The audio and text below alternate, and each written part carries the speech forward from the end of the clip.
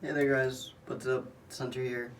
In my last video I said I would be making a video for after my phalloplasty consultation. So that's what this video is. Me making that update. So I went to Montreal on the 30th and I had my consultation for phalloplasty on the 31st at 10:15 a.m.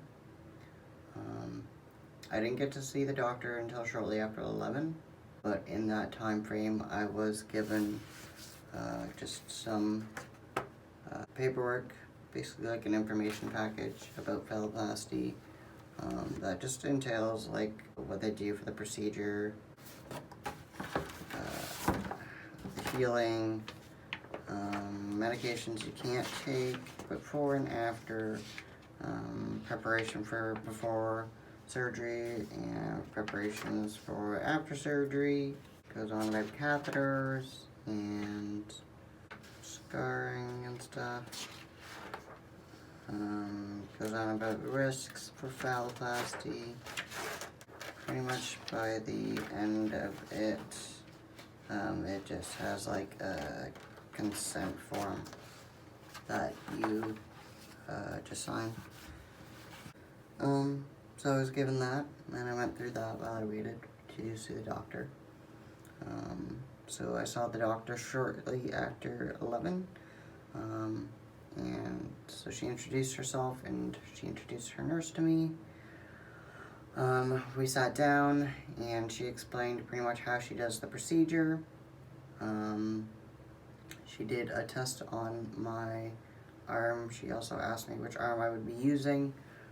Usually they use your non-dominant arm, unless there's a reason that you can't use it, for medical reasons or tattooing or whatever have you. In my case, I'm going to be using my dominant arm because I have tattoos on my non-dominant. I do have a tattoo on my dominant arm, but it won't have much effect on my phallus. She said that I'm able to use my dominant arm. She explained to me where my tattoo would be placed on my phallus and like how my tattoo would impact it. So this is my tattoo on my dominant arm. So to keep the Y and then your head up is going to pretty much be my urethra, and the only part of my tattoo that'll show on my phallus is the word hour, and that will be on the underside of my phallus, so not really anyone's gonna see that except for myself and my partner. We also talked about the size of my forearm and the size that my phallus would end up being, from my understanding, because I was born prematurely, so my forearm size and my wrist size isn't really like the equivalent of the average adult.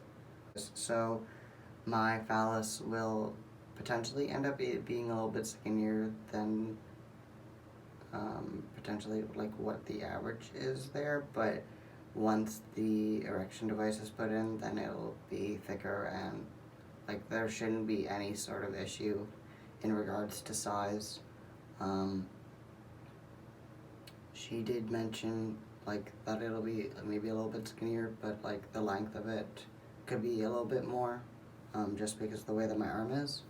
So I guess that would be my bonus there. Sorry, I'm just looking at stuff that I wrote down. I'm given the go-ahead to clear my arm for the hair. And then the only other thing I can really think of is I got to see results of phalloplasty that she's done, like the leg and the arm and then the phallus itself. From the results that I saw, I mean, they're pretty realistic for what you're gonna get from surgery. I mean, obviously, it's not gonna look like a cis male's penis, but I mean, you can't really expect that. But that's pretty much all I have to say. I'm just going to be keeping them up to date with how my electrolysis and laser hair removal go, and once my arm is cleared, then I will get in contact with them and hopefully find a date from there. So I will make a video when I get into doing my arm hair removal, and until then, I will talk to you guys later. See ya. Bye.